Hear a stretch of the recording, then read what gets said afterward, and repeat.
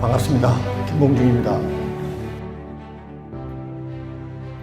보통 우리가 미국 그러는데 아메리카 합중국은 정말 다양한 유럽 사람들이 이게 모아 살았던 그 식민지가 어느 순간에 독립을 한 거예요. 예를 들면은 여러분 잘 아시는 보스턴에 있는 매사추세츠는 청교도 교파가 주로 거의 대부분 청교도들이 퓨리탄들이 정착을 합니다. 개신교파.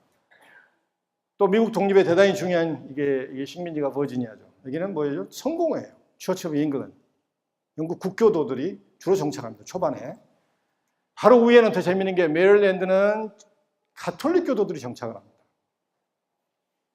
그래서 가톨릭 신봉이 아닌 퀸 마리아를 블러디 마리아를 이게 기념하기 위해서 메리의 땅, 그래서 메릴랜드로.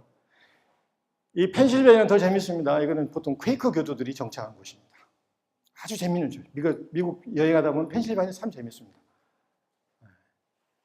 이 퀘이커 교도는요, 개신교는 개신교인데 그 당시 개신교 입장에서 약간 사이비성이, 이단성이 강한 독특한 개신교 교도들. 원래는 프렌즈 소사이어티 오브 프렌즈입니다. 우정회라는 교파인데 그냥 떠는 놈들, 그래서 퀘이커라고. 이 퀘이크는 떨다는 얘기잖아요. 그래서 지구가 떨기 때문에 얼스퀘이크, 이게 지진이잖아요. 이 양반들은 이게 그리스도를 받아들이고 개종할 때 굉장히 이 피지컬, 이게 트렘블링이 있었는 것 같아요. 굉장히 이게 몸을 떨었던 것 같아요. 그래서 비아냥거리는 말로 이게 퀘이크가 지나면 에이 떠는 놈들하고 퀘이크라고 하는 것인데, 지금은 퀘이크 교도들도요, 자기들이 소사이어티 프렌즈한 걸 몰라요. 그냥 퀘이크라고 알고 있습니다. 미국에서 최고의 아침 식사를 만드는 교도들입니다. 퀘이크 오트밀 아시죠? 더 유명한 게 무엇입니까? 퀘이크의 시리얼. 이게 주로 퀘이크 교도들이 만든 음식입니다. 뭐 다 할 수는 없지만 이 캐롤라이나는 스코틀랜드의 장로교파들을 개신교들이 주로 정착을 했고, 뉴욕은 좀 독특해요. 장사치들이 어중이따중이 다 모여든 데가 뉴욕입니다. 원래는 네덜란드 식민지였기 때문에 뉴 암스테르담이었죠. 근데 영국이 사면서 요크경을, 두크 오브 요크경을 기리기 위해서 뉴요크로 이제 명칭을 변경을 하죠. 여기는 유일하게 아주 돈에 눈먼 사람들이 주로 몰려들었던, 맨하탄 중심 몰려들었던 것이 뉴욕입니다. 그래서 잘 아다시피 미국의 성조기를 보면은 이 빨강색, 하얀색은 정확히 13개가 있습니다. 오리지널 13개의 식민지를 상징하기 위해서 13개가 있고, 파란색 안은 뭡니까? 지금 합법적으로 미국 연방에 가입된 주의 숫자를 표기합니다. 지금 몇 개 있습니까? 50개 있습니다. 1959년, 제가 59년을 잘 기억한 이유는 역사 교수가 그랬어요. 아니고 제 탄생한, 생각보다 나이가 많이 먹었죠. 제가 59년에 태어났기 때문에 하와이와 알래스카가 공식적으로 미국의 합중국으로 되면서 이제 50년, 그 이상 이제 별이 분화하지 않습니다. 그래서 그 전에는요, 이 성족이 만든 사람들이 돈을 엄청 벌었습니다. 별이 하나만 추가가 돼도 미국이 얼마나 큽니까? 이게 성조기를 다시 만들어야 돼요. 근데 59년 이후로 별이 추가가 되지 않습니다. 혹시 여러분들 중에 내가 미국 가가지고 국기 장사를 해야 되겠다, 성조기 장사를 해야 되겠다, 언젠가는 별이 추가될 거 아니에요?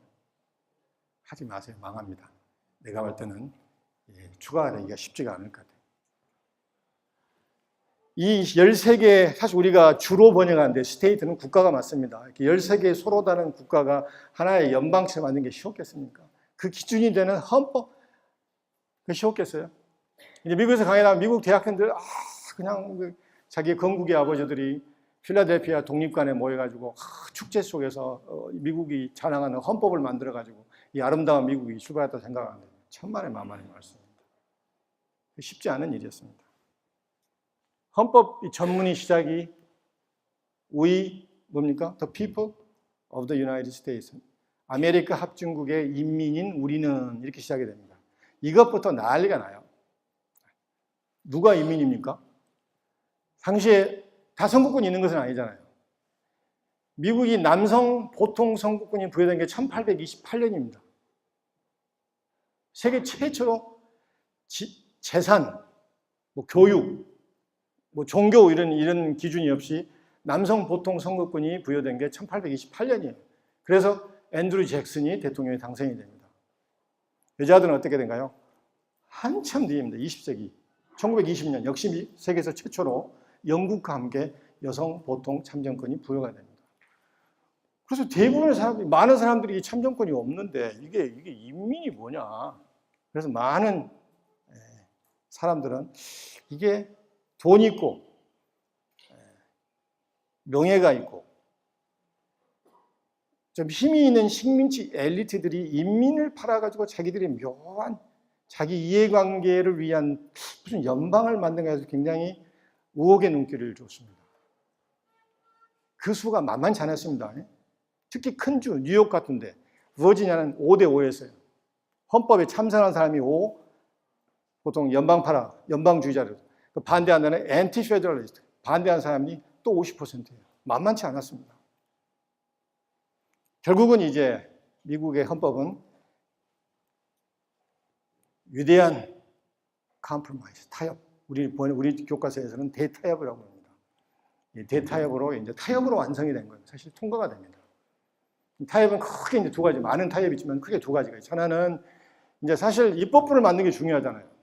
각 주의 식민지의 대표자를 연방에 보내야 되는데, 뉴욕이나 버지니아나 이게 뭐 매사추 이런 데는 우리가 이게 독립할 때 훨씬 이게 피도 많이 흘렸고 인구가 많기 때문에 연방에 우리 같으면 국회의원, 의원수를 많이 보내야 된다. 그러니까 작은 주도 있잖아요. 인구가 작은 주들. 뉴햄프셔, 버몬트, 뭐 이게 메릴랜드 이런 데는 훌륭 우리 빠지겠다. 너희끼리 해라. 우리는 연방에 빠지겠다. 한 채 양복을 안 씁니다. 그래서 결국은 타협이 뭡니까? 그냥 의회를 바로 나눠버리자. 그래서 미국은 상원과 하원이 있는 것입니다. 그래서 상원은 주 인구에 상관없이, 주 크기에 상관없이 무조건 6년 임기에 2명을 배정합니다. 그래서 캘리포니아 같으면 뭐예요? 지금 제일 인구가 많잖아요. 큰 주잖아요. 상원 2명입니다. 인구가 가장 적은 알래스카, 뭐 와이오밍, 노스 앤 사우스 사코다 다 이런 데는 그런데도 상원이 2명이에요. 단 하원은 인구 비례로 배정을 합니다. 그래서 캘리포니아 같으면 제일 많은 지금 무려 자꾸 변하는데 인구에 따라 아마 지금 53명일 겁니다. 알래스카나 와이오밍이나 노스 다코다 이런 데는 인구가 적기 때문에 하원 몇 명인 줄 압니까? 연방하원 1명입니다.